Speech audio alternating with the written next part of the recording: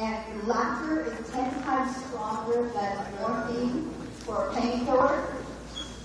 So if you need a painkiller, start laughing. And I'm going to share with you real quick a little bit about a journey that I took. My husband and he rode a bicycle built for two across the United States. Now, that's pedaling on a bicycle, not a motorcycle. We rode a bicycle built for two across the United States, and we went 4,600 miles in 81 days. Anyone ever ride a bicycle that far? No.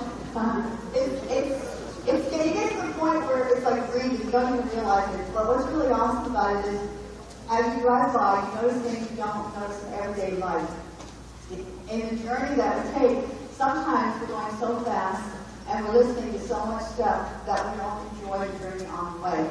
And part of being a good leader and part of being in business is not only doing something you enjoy and having a passion to do it, but it's enjoying the journey on the way, being able to laugh at yourself, being able to enjoy the steps that you're taking and what you're doing.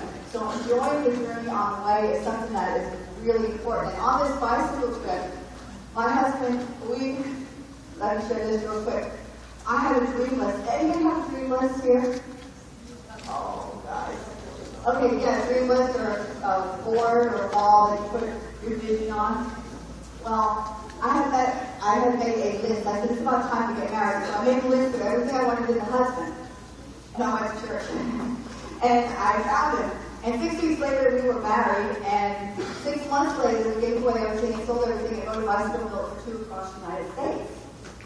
And did I want to ride a bicycle from sunup to sundown? No, not really. But I was in love with my husband, so I knew part of the journey and part of the goal was to spend time with him.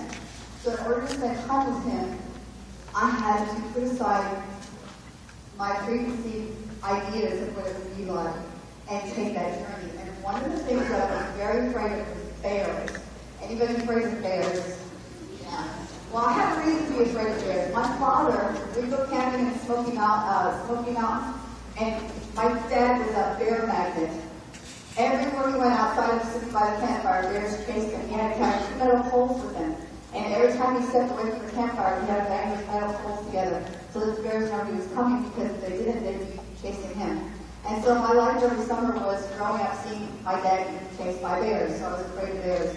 And so this trip was something that I didn't really want to do, but I decided to do it because of my goal was to be with my new husband. So I went on this journey, and I had to prepare for the journey.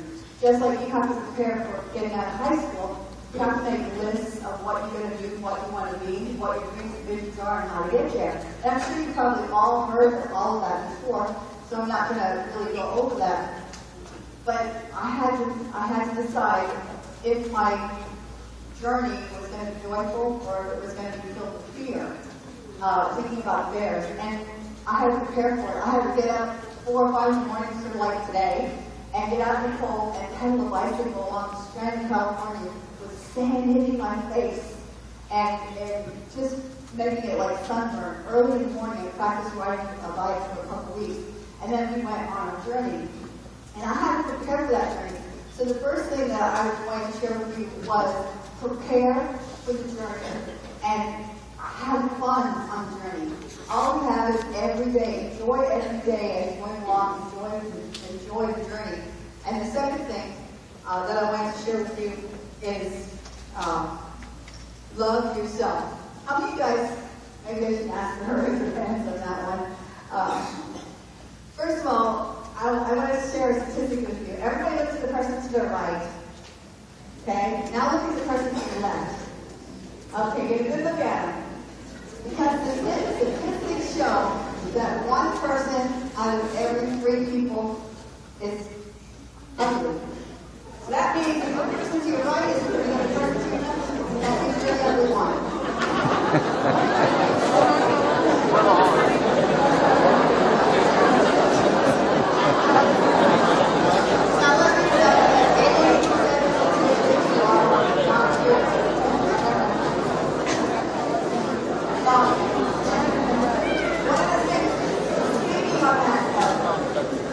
One of the things, did you know that you talk to yourself 50,000 times a day?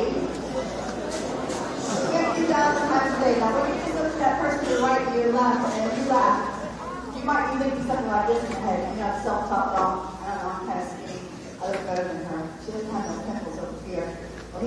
chubby over here, and he's kind of doesn't have much hair, and oh, look at his stringy, greasy hair.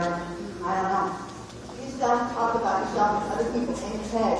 And most of it, 80% of what you say, if you figure out the math, 50,000 times a day, when you're talking to yourself, 80% of it is negative.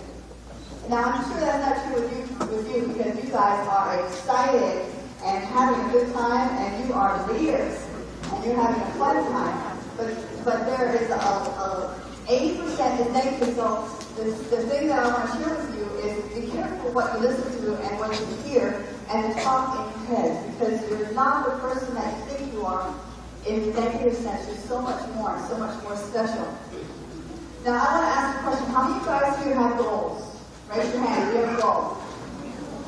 Okay, that's good. Okay, put your hand down. How many of you guys have those goals written down? Raise your hand.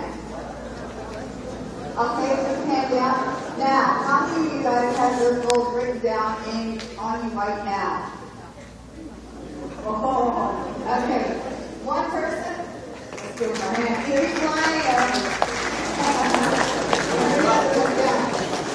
Now, the reason I ask you is because if you don't have a vision or a goal, you're not going to go nowhere. Nobody wakes up in the morning and says, I'm going to be a drug addict, I'm going to gain weight, I'm going to fail. You don't wake up.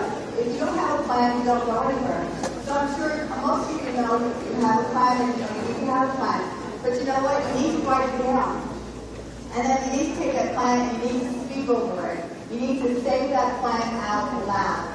You need to cut pictures out and then board and put those plans on the board, because that's going to get you to where you're going. Now, how many of you guys have something that you don't like about yourself? Something you'd like to change? Raise your hand if there's something that you'd like to change. Okay. Okay, put your hands on. How many of you guys know how to change that? That's something about you don't like. Not very many. There's a secret. The way to change something is to change the routine. If there's something you don't like about yourself, the first step is change your routine. You get up in the morning, take a shower, and do your schoolwork, brush your teeth, go to school. Get up in the morning, do your schoolwork, take a shower, reverse it. That gets you out of the habit. And then begin to build on what it is you want to change, whether it's getting better in math, losing weight, or being the best football player, whatever. Find somebody to mentor you, start making changes in your routine, write your goals down, read your goals out loud. It changes you. And I'm going to just share something with you. The last thing is protect your heart. And this is my favorite one, and it's so important. I sort of cut some things out because I want you guys to be able to do the things that you want to do, but I want to share this with you. Words are seeds. We are a nation, we are a world that speaks words. If I say the word dog, quick, what do you see? A dog, right? Your neighbor's dog, your dog, big black dog, little poodle. You see dog, right? You don't see the word dog. So words are seeds. Words put pictures in our head. So you have to be careful what your ears hear and what your mouth says and what your eyes see. And the average person watches TV 6 hours a day. Do you know what TV does? It tells you when to get afraid because there's a higher alert. It tells you when to get sick because it's hay fever season. It tells you what symptoms to look for. It tells you what pills to buy, and if you eat those pills, beware of these cautions. It could kill you. All those cautions that it do all of that itself. So you want to be careful of what you allow yourself to hear and see. Let me share this experiment. Has anybody ever heard of Dr. Waynoka? You have? All right, cool. Well, Dr. Waynoka did an experiment with water. He took water and he spoke very negative, hateful words over it, and he froze it. And what happened is he took the crystals of the frozen water and looked at it under a microscope. And when he said very hateful words, the crystals formed their regular patterns and really ugly, like snowflakes, really ugly crystals. And so he took the water and he spoke wonderful things over it. He said nice things, things that make a person feel good over this water. Then he froze it and he looked at it under the water. And it formed beautiful crystals. You can get on the internet and look at the pictures of the ugly word crystals and the beautiful word crystals. And just by speaking words, it did that. Then he took the experiment one step further. He taped he wrote words. He wrote ugly words and nice words, and he put them on bottles of water. And he froze, and then he looked at the microscope at these crystals, and it did exactly the same thing. Then he did it in different languages, and it did the same thing. So what I'm saying is, what does it have to do with us?